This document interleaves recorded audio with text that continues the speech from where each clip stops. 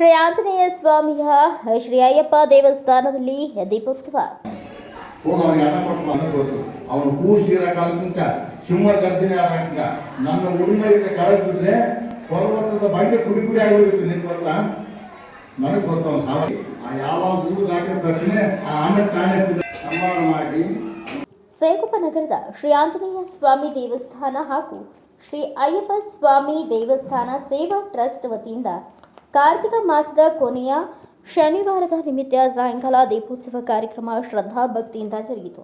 ದೇವಸ್ಥಾನದಲ್ಲಿನ ವಿವಿಧ ದೇವತೆಗಳ ವಿಗ್ರಹಗಳಿಗೆ ವಿವಿಧ ಆಭರಣಗಳು, ಫಲಪುಷ್ಪಗಳಿಂದ ಅಲಂಕಾರ, ಮಹಾಮಂಗಳಾರತಿ ಮಾಡಿ ಪೂಜೆ ಸಲ್ಲಿಸಲಾಗಿತ್ತು.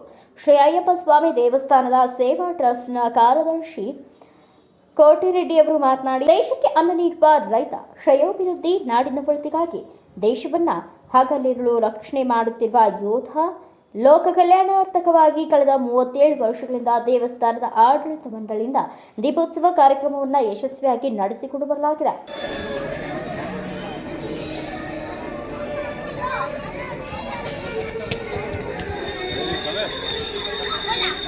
ನವೆಂಬರ್ 2ರಿಂದ ಇಲ್ಲಿಯವರೆಗೂ ಪ್ರತಿನಿತ್ಯ ಸಾಯಂಕಾಲ ಈ ದೀಪೋತ್ಸವ ಕಾರ್ಯಕ್ರಮ ಯಶಸ್ವಿಯಾಗಿ ಜರುಗಲಿದೆ ಎಂದು ತಿಳಿಸಿದರು. ದೀಪೋತ್ಸವ ನಿಮಿತ್ತ ಸೇವೆ ಸಲ್ಲಿಸಿದ ಸೇವಾ ಪ್ರತಿನಿಧಿಗಳಿಗೆ, ದಾನಿಗಳಿಗೆ ಸನ್ಮಾನಿಸಿ ಅಭಿನಂದಿಸಲಾಯಿತು. ಇದೇ ವೇಳೆ ದೇವಸ್ಥಾನ ಟ್ರಸ್ಟ್ನ ಪದಾಧಿಕಾರಿಗಳು, ಶ್ರೀ ಅಯ್ಯಪ್ಪ ಸ್ವಾಮಿ ಮಾಲಾಧಾರಿಗಳು, ಭಕ್ತರು ಉಪಸ್ಥಿತರಿದ್ದರು.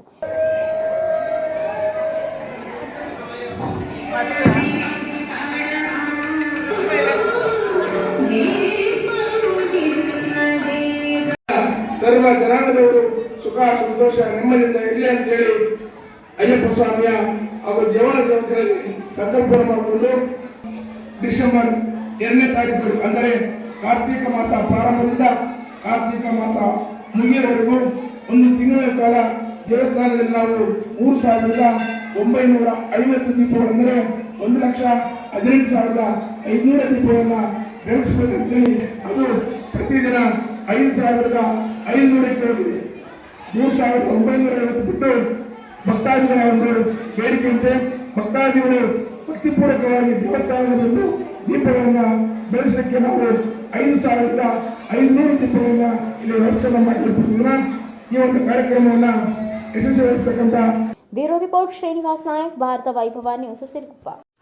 Thanks for watching Read, Discuss and Debate with editor Dr. Yan Prashant Rao. Wanted reporters in print, digital and visual media for Bharat Vaibhav Daily Newspaper, BV News 5 Channel and BV Fast Web News from all the talukas of Karnataka, Goa and Maharashtra. If interested, send your resume to 9019229369.